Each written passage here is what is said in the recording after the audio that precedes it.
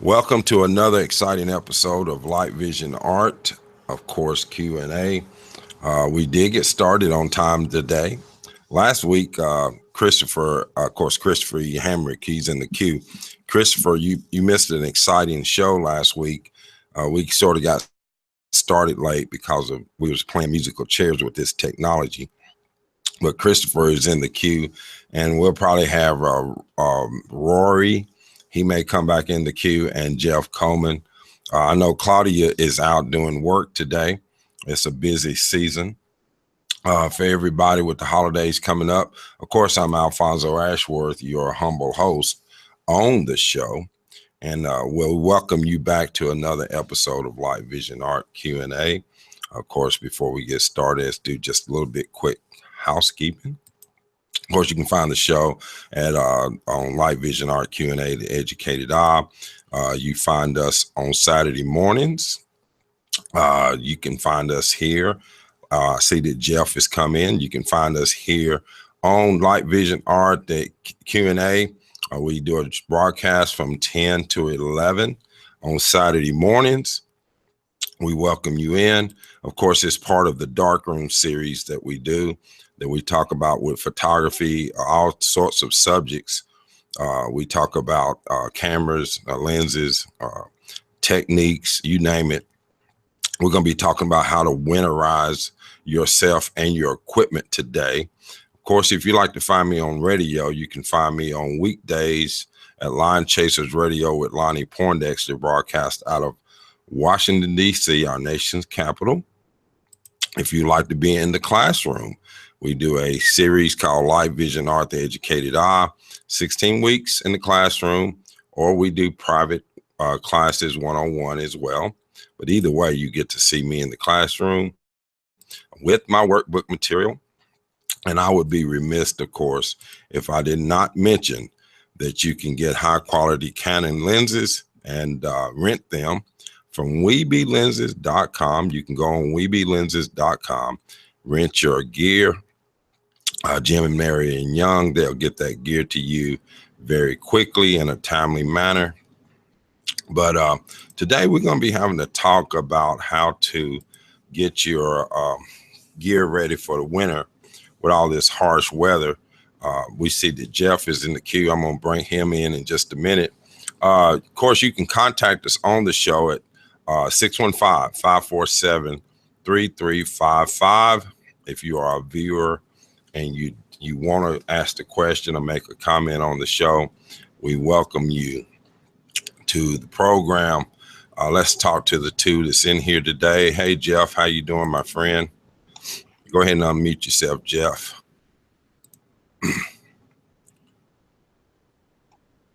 How we doing? Here we go. Yeah, you in, man. How you doing? All right, great. Good morning. Morning to you, sir. We had a great time at our Wilson County photography Christmas dinner. Yeah, great. I think it's one of the best ones we've had. That's my opinion, but we had our dinner at a local barbecue place called Blue Moon Barbecue. We were able to set up our projector.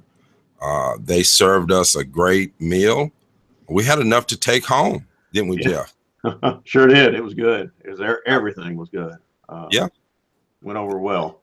Yeah, I think we had a lot of really good images that people shared throughout the evening. That screen that I guess, I don't know if it was yours or not, but the projector and screen, that helped out a lot. And with the colors were a lot closer and everything.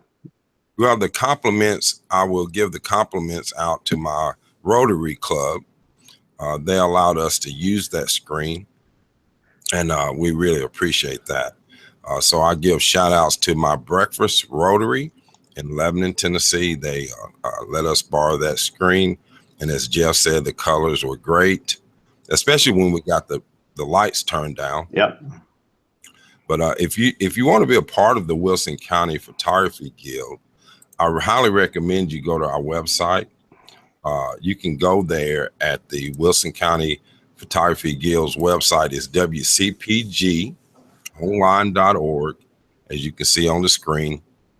Go there, you can check out our membership photos, calendar, about us, photographer of the month, which was Dina. What was her name? I can't never remember her name. You remember her, Jeff? Was this Gossett? Kenna Doss. Yeah, I'm getting mixed up this morning. I think that was Kenna. I don't even remember now myself. Yeah, it was Kenna, because she said she took this back in Elkmont. Yeah, Elkmont, and it's showing the Milky Way. But in any case, you can go to Wilson County Photography Guild. You can also check out my friend Christopher E. Hamrick on his website. If you go to ChristopherEHamrick.com, check out Chris's website. He has a lot of interesting photographs there, imagery, but Christopher is always willing to help as well. Check him out. You can find me at also Light Vision Art, The Educated Eye. Go to my website, Light Vision Art at no, I'll take that back, lightvisionart.simdiff.com. You can see that on the web page. You can go and check out all of my tips and information there. And this time of year, get your Christmas cards ready, calendars, all your Christmas paraphernalia. Go to customcolorphoto.livepics.com and you can then find out more information. Let's get started on the show, guys. Winterizing your gear. Christopher, go ahead and unmute yourself. You know about this because you're a survivalist, and we've talked about this before. What is one of the key things that you can point out to, like going from the seasons, especially living in the area we live in, because we experience the 4 seasons here? What is one of the key elements to keep in mind when you're getting ready to transfer from the fall to the winter? Protect your camera from temperature changes and lots of moisture. I say lots of moisture because most of your professional cameras are weather sealed, so they can get a little rained on and be okay. As far as temperature goes, if you're moving from cold to warm, give your camera some time to acclimate to that temperature because of condensation. So you don't want to remove your lens right away because you don't want to get condensation on your sensor. But as far as, for the most part, most cameras are pretty, to use a Canadian word, skook 'em. They'll handle a lot of vibrations and temperature changes and moisture and dust and do it extremely well. What about you, the person? How do you prepare for your own self out in the elements? Especially, for example, this morning it was like 17 degrees when I got out. Thorlo socks and polypropylene. The military makes this really thick polypropylene shirt that is amazing. And you can get wet in that and it retains its insulating capabilities. It's not as itchy like wool. There's little tricks that I picked up when I was in the Marines that kept me comfortable because we lived outside a great deal. The other thing that we did that I still carry over from the military was I pack my gear in Ziploc bags.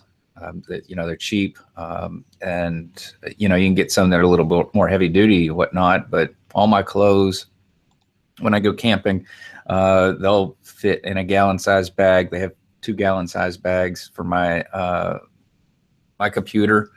So when I take my boat out, I put my camera in anything that wouldn't swim very well in a Ziploc bag. That way, when I get where I'm going, something happens.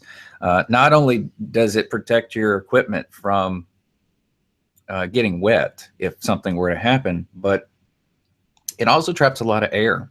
I mean, you're not, even if you try to squeeze all the air out of clothes or something like that, it's going to hold a lot of air. And so if your pack or whatever falls into the drink, it will float, and it will help you float also. Well, you know, that's a great point. And I think that you are qualified, like you said, being a former Marine, and being somebody who is a outdoors person, that likes to get out there and come in contact with the elements. I knew that, of course, when you come on, that you would have some qualified answers. What about you, Jeff? What have you learned being outside, being out and about? Wrap up. No, it staying dry, yourself. I mean, if you get uncomfortable, you're not going to want to stay out there. And up, sometimes you wrap up in layers where you can shed it.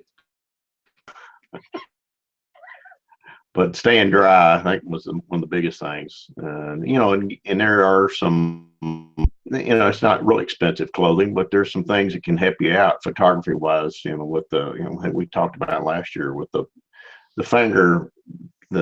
fingerless gloves and things like that will help you out, where you can still operate the camera and try to stay warm too. Do you recommend using, like, I use some of the surgical type gloves, those really tight fitting rubber gloves that allow you to still feel the buttons and things like that? Is that something you recommend too, Jeff? I haven't tried that. I remember you mentioned that last year, and I haven't tried that yet. But it sounds like a good idea. I mean, along with, because even with them fingertip removed, your fingers get cold. Right. And I bought a more of a hunting glove than I guess a fishing glove, really, because I was in the outdoors store, and all your fingers are exposed in this one, the ones I've got, and they were cheap, but it's better than nothing. It's better than kind of trying to take your gloves off out in the cold. But no, I'd like to try that. I haven't tried the surgical type gloves. Well, I've tried it. It works. If you get the good pair, some that don't tear real easy. Yeah. But you still have to deal with the cold. Christopher, have you tried anything like that before? I don't really use gloves all that much. We called them hand shoes in the military. If I'm doing heavy lifting or something like that, then I use thick gloves. But for delicate work, I just stick my hands in my pocket. And if it's extreme outside, those hand warmers are amazing. They are, the inside of them is a concoction of salt, moisture, and steel. And as it rusts, it produces an exothermic reaction. And so you can get a package of those and stick those in your pockets and keep your fingers warm. And that's how I get by. Those are also great for food preservation. You can get a bucket and throw one of those down there, and it'll eat up the oxygen in your food. Yeah. Going to one place that I would recommend to shop and look is somewhere like Bass Pro Shop places or similar places. Like you was talking about, the hand warmers, feet warmers, for fishermen, people who hike and hunt, they sort of run into the same problems that photographers do. So it's almost like a family when you start talking about people who use similar paraphernalia for going outdoors. Your hunters and fishermen and hikers and people who do that tend to use similar gear. But what I would be concerned about as a photographer is weight. How much weight are you willing to carry out into the elements, whether it's going to rain or snow or sleet or just ice. and dealing with all of that, plus added gear that you're trying to carry with camera gear, lenses, your bag, your backpack, and whatever other items you may need to accomplish the task or fulfill or accomplish the goal that you set out that day. I always think the best shots that you may find are doing, when the weather is not as friendly as we're used to. Now, if you're used to living in Montana and that's where you live year round, and you are used to, 4 foot, 6 foot, 8 foot snow, you more than prepared, or otherwise you wouldn't be out there. We had Jeff, is somebody in our group, of course, that I wish I could get him back on. I know he's very busy. Scott Robertson. But Scott, they do a lot of outdoor green type stuff. Being somebody that just, I think last year, didn't they go to Yosemite? Or was it? Yeah. Yeah, they took a trek out through the deep snows, and he said he didn't spend all that much money actually on trying to stay warm. It was just a lot drier atmosphere out there, so that deep bone chilling moisture wasn't there. Right. Well, of course, I'm showing an example here of things that you can do to cover your gear. And Christopher mentioned, Ziploc bags. People do make their own bags and and use things to cover their gear to protect it from the moisture. Many times when you're out shooting, you don't have control over when the weather is going to change. And of course, if you're out in the elements, it's hard to make that choice. Are you familiar with anything like that, Christopher? I've actually never used them. Like I said, the cameras and the professional stuff is usually weather sealed, and so it can actually handle a good bit of moisture. I mean, I've gone outside and when it rains and take pictures and stuff, and mostly I try to protect the actual front end of the lens because I don't want water getting on the glass and messing up the shot. But for the most part, unless I'm going to be out there for quite some time, you can wipe your camera, wipe the water off of it, no problem. It's not something that I tend to worry about just because of the type of camera that I generally purchase. But do you use anything special on your lenses to keep the moisture from maybe almost like a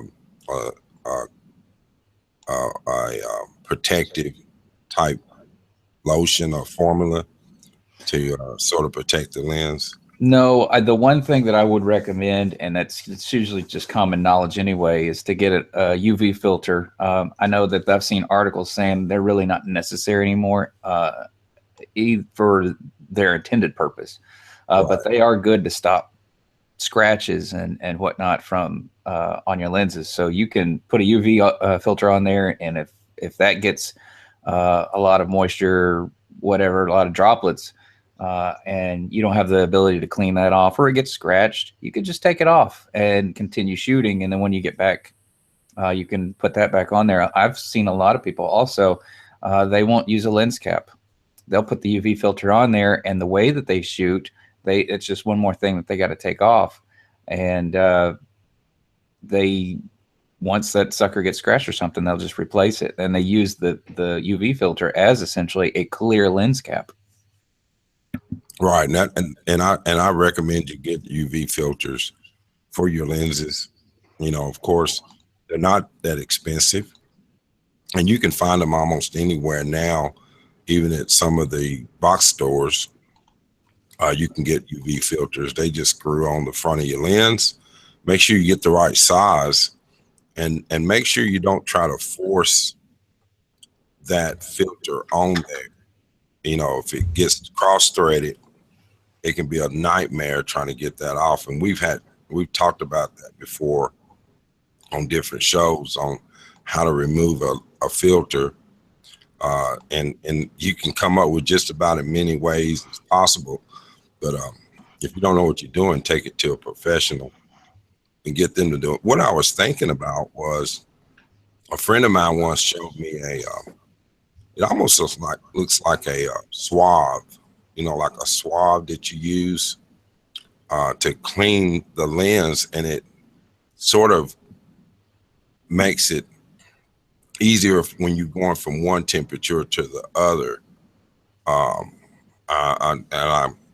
it slipped my mind what they were called, but they just looks like a Q-tip type thing, and you use that swab on the lens, on the front and the back of the lens, and on your mirror.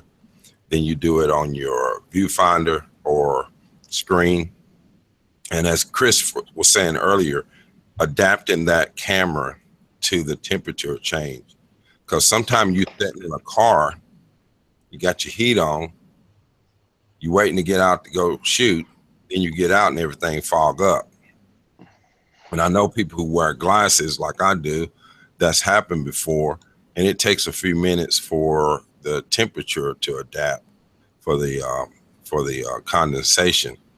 In the winter time, it can actually freeze up, and you get like a crystal coating on there. Am I right, Chris? Oh yeah, absolutely. Well, you don't have to worry so much going from hot to cold. But cold to hot is like if I left all my equipment outside last night and I decided I was going to bring it in, then I would not take the lens cap off of it and allow it, give it some time for it to come up to temperature so that the condensation isn't a problem. Right. But yeah, that's really the biggest. You go in from air conditioning and you go outside in this hot, humid south we have, and your sunglasses will fog up pretty good. But yeah, if you keep the lens cap on, it's usually not too bad of a problem. And if you don't touch it afterwards, I don't know about that swab thing, but even if it does fog up, leave it alone. It's like the bathroom mirror. You clean a bathroom mirror, you take a shower, it fogs up. As long as you don't write love letters on your mirror, then they won't, it'll just go back to the way that it was once the humidity's out of there and the mirror gets to temperature with the rest of the house and whatnot. So it's when you go in there and start manipulating things that causes problems. Well, Jeff, is it true that when your batteries, when you're using batteries in your camera, does the cold weather affect the batteries all that much? What do you think? I've always been told that, and yes, I think it does. I mean, I guess the cameras maybe got to work a little harder. I don't know, but if I was going to leave my camera in a cool area, car or whatever, overnight, just to keep it antiquated with the temperature, I think I would remove the batteries and bring them in. Right, keep the batteries warm. Yeah. Or try to warm the batteries before you start shooting, and you may get. Especially with the older batteries now, the new NiCad batteries. I don't know how much it affects, the newer type batteries, but it was definitely the older acid-based batteries were pretty sensitive to moisture and heat too. What about that, Christopher? Is that accurate? Batteries are a chemical reaction. Doesn't matter what chemistry is involved. Yes, when you drop temperature, the chemical reaction slows. That's why when you go into a chemistry lab, you see Bunsen burners, because they will accelerate a chemical reaction.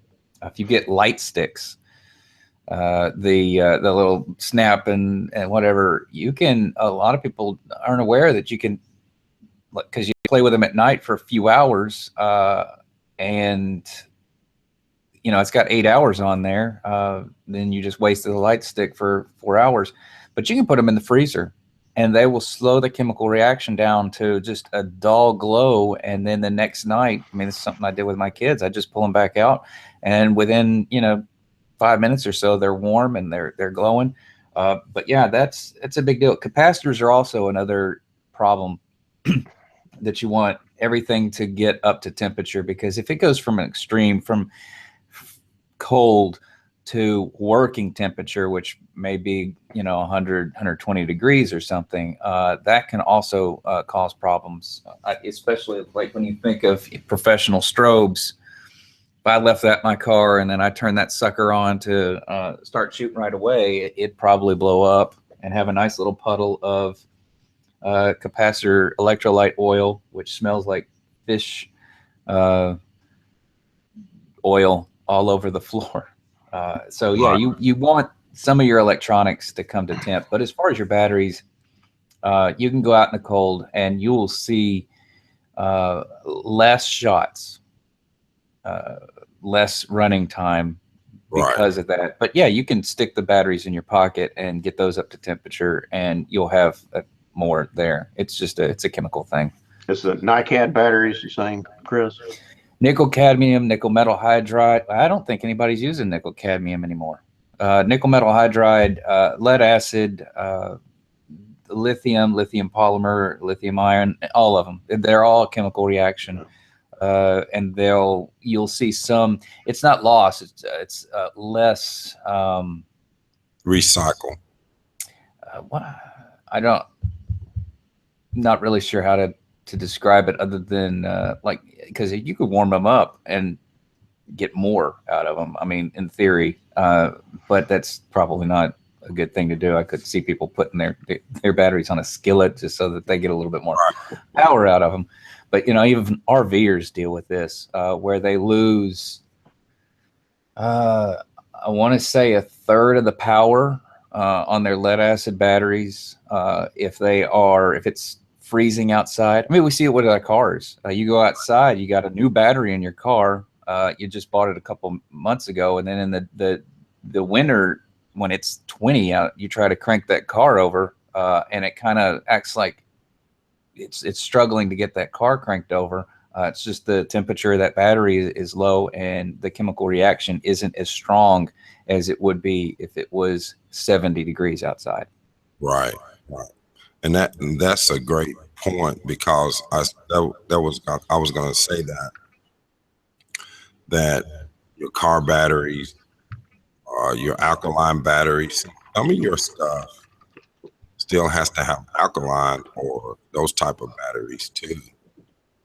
And like you have maybe flash units, or you got meters, handheld meters that you may have lithium batteries for, or maybe even the older meters that have to use the alkaline batteries. So you may have 3 or 4 or 5 different types of batteries, depending on your type of shooting and depending on what all you need to get the job done.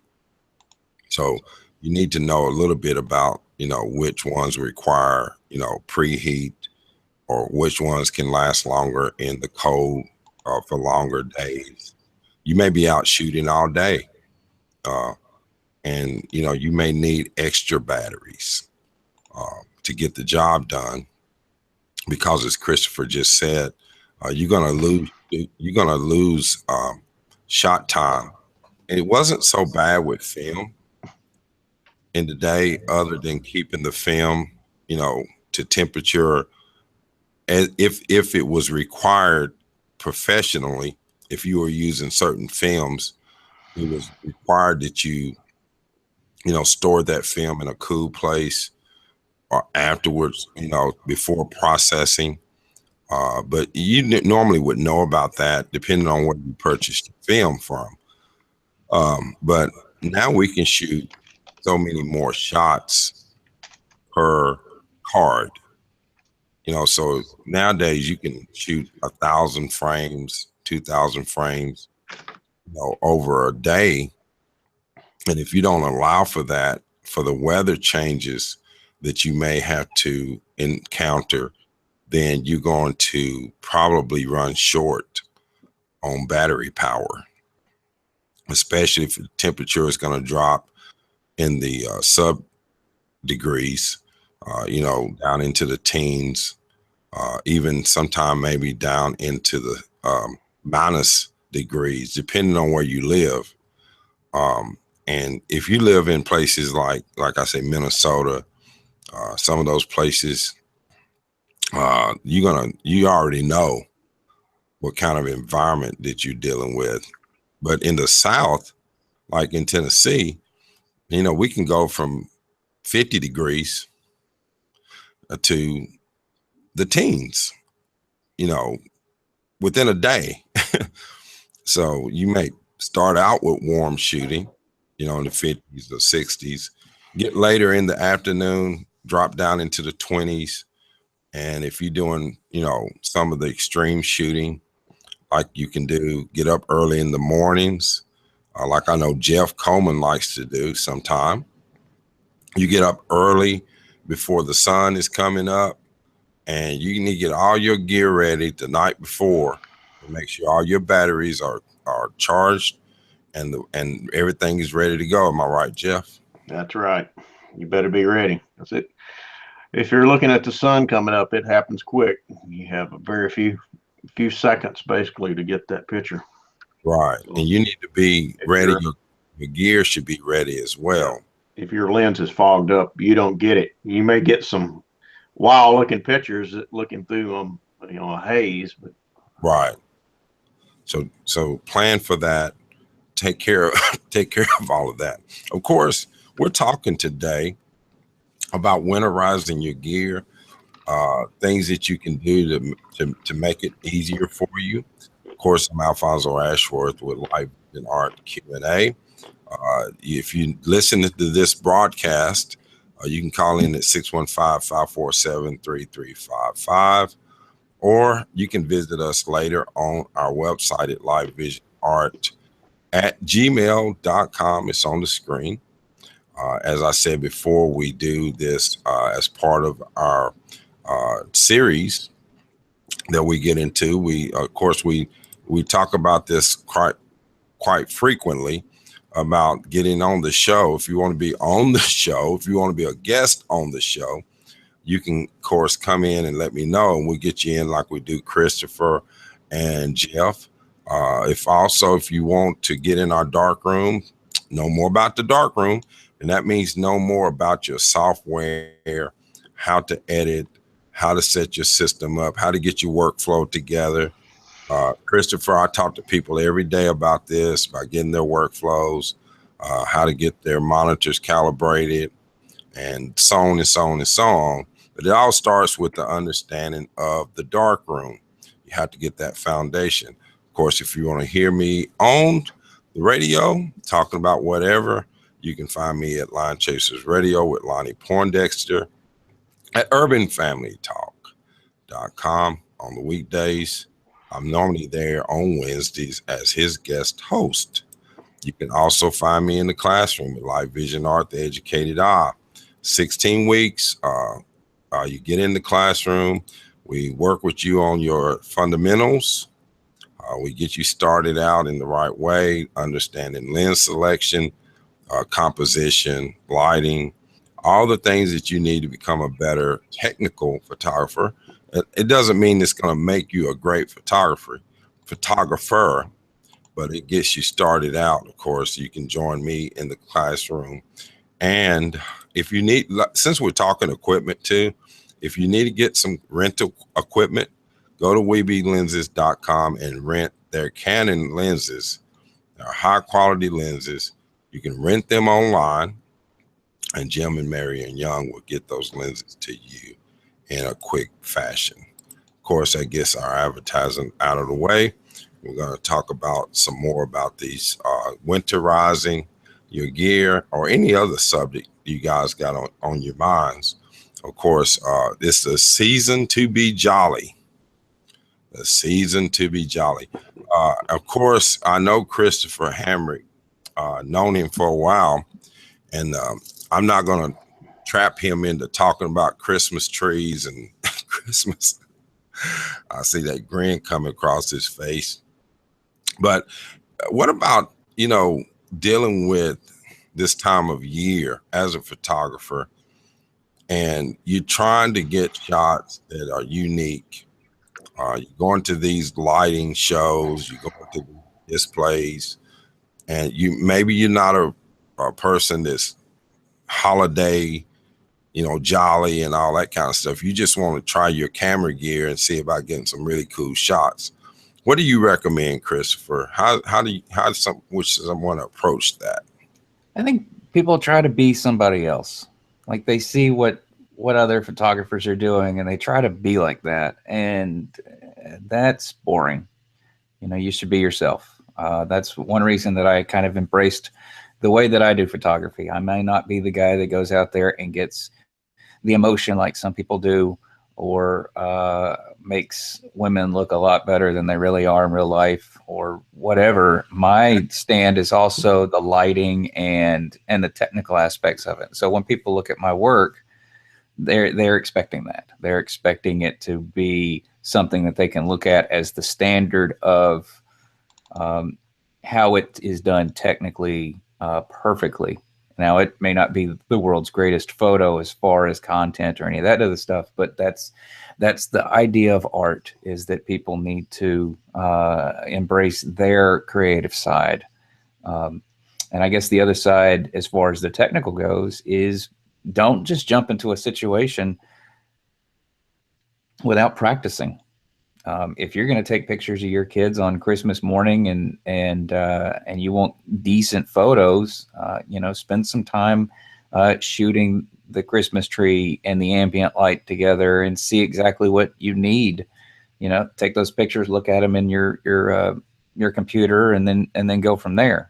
Don't just jump into a situation and then take pictures and then not be satisfied with them as the end result, because maybe you need more lights on or something like that to balance with the lights coming off the tree, or maybe you need to close the shades to the window because the light's going to come in. And so it's something that you kind of need to practice. Get up at the same time that you're going to get up for Christmas, or some people open presents on Christmas Eve, whatnot. If you're going to use strobes, one thing I hated was the on-camera strobe. When I would take pictures, and you just everybody's perfectly exposed, and then it's like a black hole back here. And so I got away from using the strobe on my camera and started measuring the light. But then you deal with longer exposures, and people moving is going to be a little bit blurry. So that's why I say figure out your situation before you go into it. Makes a lot of sense. What about you, Jeff? You got anything? A lot of it's being prepared.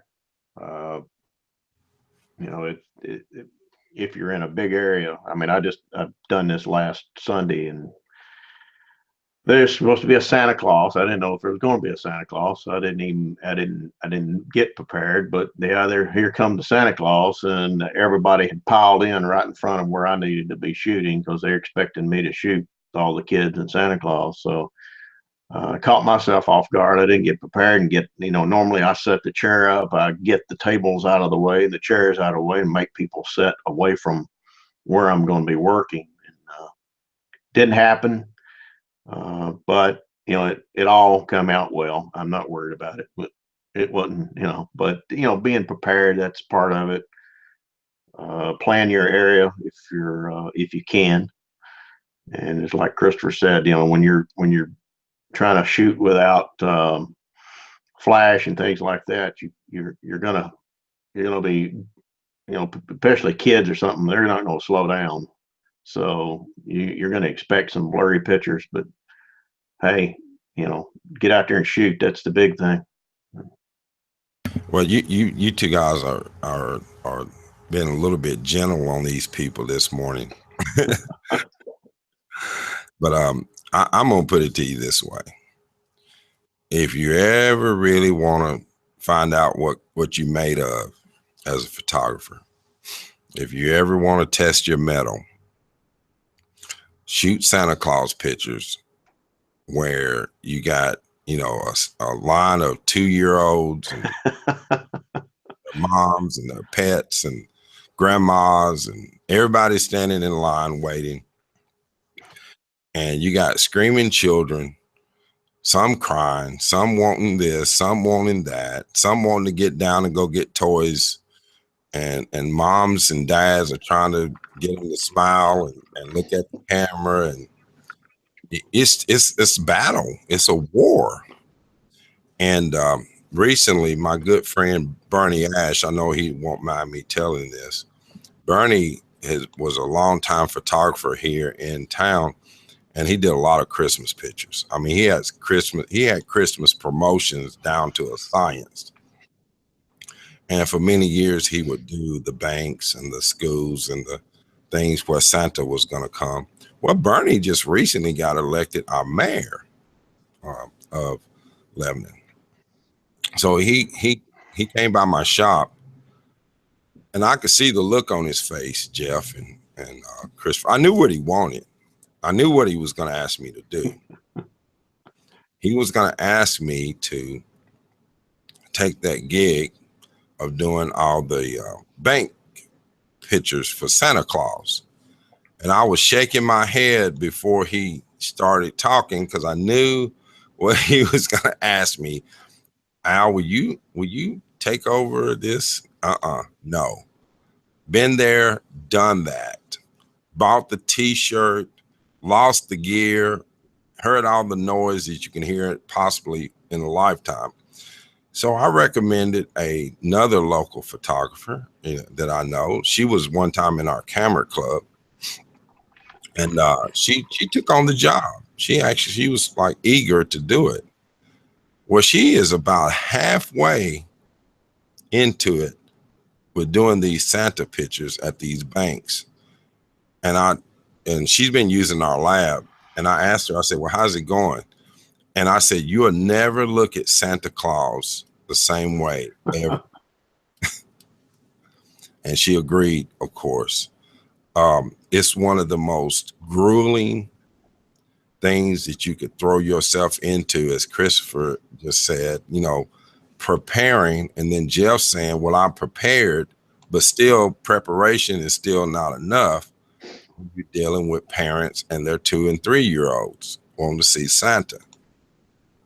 So that's a great opportunity to test yourself, to see, are you capable of dealing with such chaos? Is the best way I can describe it, is like trying to herd cats, and Christopher, you're a great photographer, and I know your work. And if you want to find out more about Christopher, go to his website at ChristopherEHamrick.com. But Christopher, do you have the temperament to do that? No. All right, next question. I mean, I'm not even. I'm trained as a fine art photographer. I'm not, that's, to me, that's the challenge isn't photography. The challenge is making people mind. And unless I have the authority to hurt people, I joked about, if I ever did take on an MTSU class, that my syllabus would say everybody gets an A, but when you screw up, you owe me push-ups. And here's the contract. And if you don't want to do push-ups, then we can negotiate a B, a C, a D, or a failing pass. So we had a saying in the Marine Corps: if you're not going to be smart, you will be strong. Be useful. And I've done that before. I've done the Santa Claus, like I said, and it's not even like a wedding. I mean, weddings are challenging, I'm telling you. And I know this to be true, but there is nothing like being baptized at Christmas as a Santa Claus photographer. It's, even if it's a small group, it don't even have to matter. It could be like a small group of people. It's still the same chaos. It don't even matter, at that point. I don't know how the Santa Claus people do it. I imagine they take a lot of drugs before. Yeah, especially when the child figures out that the Santa Claus is their own parent. So, let me tell you, that brings on a whole new world. That gets ugly. when you find out his dad doing the Santa or Uncle Joe doing the Santa, and he's half lit trying to get through the episode. But it's one of those things I think that can be a learning experience. If you ever want to do it, give it a shot. You'll find out it's like weddings. You'll do it once, and either you love it or you like the challenge, and it becomes addictive, and you get good at it. You get really good at it. But other than that, I see what Jeff has got on the screen right here. Where is it? I What is? say it gets worth it when you get a Yeah, little shot of a little yeah, girl. shot with a smile, and they just, they still got that belief, Yeah. and it's genuine. You can't go wrong. You don't need a background for that one, do you, Jeff? No, you can't Yeah, beat that one. no. But of course, we're talking today about preparing yourself for the winter elements, and also taking a little lighthearted jab at it. Christopher's got he's got the answer. There's your answer, ain't that right, Christopher? Take two of those, and you may make it through the day if you're doing Santas. Yeah, that's all. That's my fake ice, and Yeah, right now it's got water. And if I want it to look like whiskey, I mix it with a little used Coke or something like that. you know what? Anything it takes to get through the day, the mental part of it, anything you have to do to get yourself through an event, you do. And be careful, though. Don't wind up being like that movie Bad Santa. I don't know if you guys have seen that, one of those movies, but they're quite hilarious. But they're not for children. Don't take your children to go see Bad Santa. One thing I do want to go back to that we kind of sort of touched on is film shooters. If you don't have to worry about the temperature dropping and your film not being less sensitive to light, you want to store your film in freezing temperatures. The film is usually a year and a half, 2 years. And then once it expires, the sensitivity is gone. And so if you get film, you can store it in your freezer. At 10 years later, it'll still be just as good. And then once you shoot it, you take it to get it processed. But was one of the questions that I had when I was first shooting was I kept my camera out in the car, and there was a picture. There's a bank here that's got a water fountain, and it had iced over, and I was wondering that if I took those shots, would they come out? And they did, even though I slipped and fell in the water fountain. And my lady friend at the time was too busy on Facebook to see me fall in and laugh. But so that's just one of those things that you don't really have to worry about. Now you do have to worry about your meter inside your camera, because you can get a reading that isn't as good in those old film cameras because the battery is now frozen. Right. And so I always recommend having an external meter anyway. Yeah, you always have a backup. Of course, you can find out more about Christopher on his website. If you go to ChristopherEHamrick.com, Christopher has a lot of very interesting imagery. You're not going to find any Santa Claus pictures. I promise you that. And you're probably not going to find many people pictures, but Christopher is very good and talented at what he does. And as he just said, for you film shooters, you want to make sure that, of course, that you keep your film in the proper condition. And then there's still a lot of film shooters out there. We get deceived into thinking that, they're like the dinosaurs and they just went away overnight. Well, now they're still out there. I still talk to a lot of people. They come in my lab. They still have a lot of questions about film cameras. They still want to know where to get developed, where to develop their films.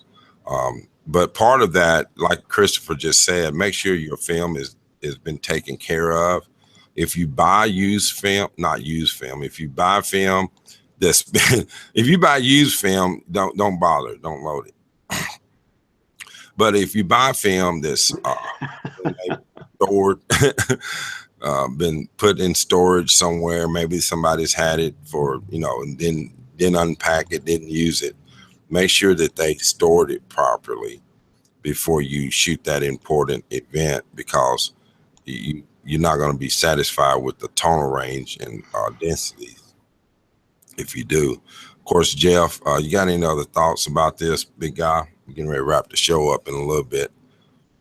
Like I said, just be prepared. Try to be prepared as you can if you're going to go out in the blistering cold. I don't like cold weather myself, so, but sometimes you have to get out there and brave the elements. So. Right. Well, that's right. I don't see you with many cold or winter type shots. Most of your stuff is where you can go out and my hands get cold, and I'm miserable after that point. So right. That's why I don't deer hunt. I don't sauger fish. Right. I don't see myself out there. I can deal with the cold if I'm prepared for it. Of course, I may have to come by Chris's place and borrow some of that fake ice and real liquid elements in there, Christopher. But of course, it's hey, but don't get yourself hurt trying to get that shot, as Christopher just said. Don't take a risk on ice. You could break a bone. I got a student that's in my private class at the moment. He had a clean break on his ankle. He had went to the Vanderbilt football tailgate, and he was trying to impress people with his skills at catching a football or throwing a football or whatever. And he was in a parking lot, and his foot got caught. And when it did, it broke his ankle. It was a clean break. But of course, he's back up and going. But yeah, you got to be extra careful when you're shooting in the elements, especially outdoors, where it may be a slick spot. A rock may look wet, but it could be ice if it's cold enough. And there you go, your equipment, and you are going down a slope or a hill. I've lost equipment before where you get in a hurry and you're getting ready to get a shot, and you don't secure your tripod or you don't secure your equipment well.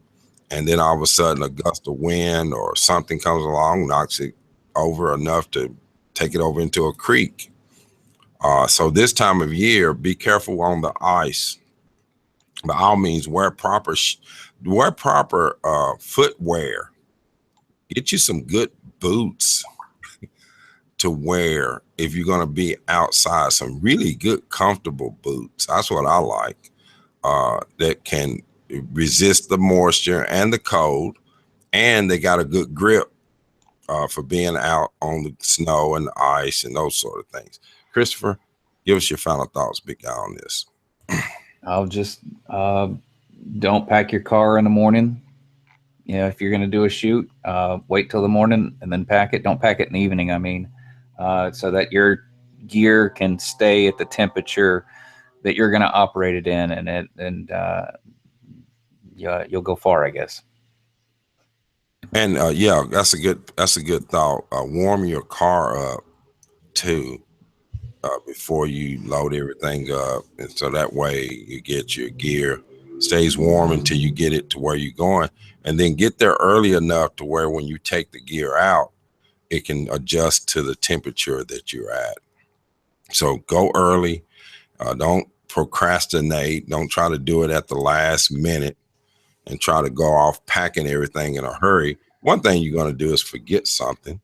You're going to forget a piece of gear, and then you're going to be upset about that. And then you may not have the right gear. Then you're going to get upset about that. You're going to ruin your whole day. And then you're going to make everybody miserable, depending on if you went with other people. And, have a backup plan, plan B, make sure people know where you are. If somebody it needs to get in touch with you, make sure that if you're outside the range of a signal, like a cell phone tower, or you don't have a way to communicate, give somebody a location to find you. You may fall and hurt yourself. You may break a leg. You may get sick, or God forbid, something happened to you. And if you're not back by a certain time, they know where to start looking for you, because it's a big world out there. And you can find a lot of danger in the elements this time of year.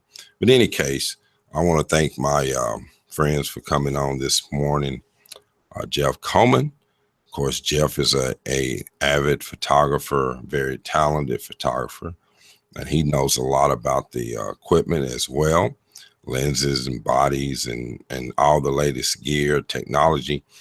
Christopher E. Hamrick is serious. He's a serious photographer. You look at his work and he tries to maximize whatever he's got available to him, no matter what type of equipment it is. He's going to squeeze out everything out of that equipment. And I really appreciate that about Christopher. You can find him, of course, on his website, as I said before, at Christopher E. Hamrick. You can also find me on my website. If you go to lightvisionart.simdiff.com, you can go to my web store, find us there at customcolorphoto.lifepix.com. And you want to be a part of a motley crew of photographers. It's a group that we get together once a month on the first Mondays. We meet in Lebanon, Tennessee, and in Mount Juliet. We alternate those locations, but we meet at 6:30 on first Mondays. And you can come to wcpgonline.org and make a request, and we will get you lined up to how to get in touch with us. We've been a very fortunate group. We have a lot of different photographers with different interests, and you can come along and be a part of that as well. I hope I get over this cold soon. There's a little chest cold I've been having, a little cough. But I endeavor to persevere. And that's what I want to use as my ending today. Of course, we always talk about this. I want you to tell you to endeavor to persevere. Get yourself mentally prepared as for whatever you want to do. You want to be a writer, you want to be a photographer, musician, teacher, preacher, build a website, whatever you want to do, get yourself mentally prepared. Get ready for the challenges that come along to do whatever it is that you enjoy doing. Photography is a passion for me and for many of my friends. Some do it for a living. Some just do it for fun. I mean, they just go out and have a good time, see what they can do with that box with the hole in it. They don't make a big deal out of it. They don't try to, compete with other people. As Christopher said earlier, don't try to be somebody else. Everybody else has been taken. Be yourself. It's only one of you. It's not going to be another one of you. You are unique in every way. You were uniquely created, and in my opinion, in God's eye. And of course, we want you to share that uniqueness with other people. So, of course, we say before we end the show every week, don't expect a gift, but be a gift to the world. So, Jeff, Christopher, God bless you.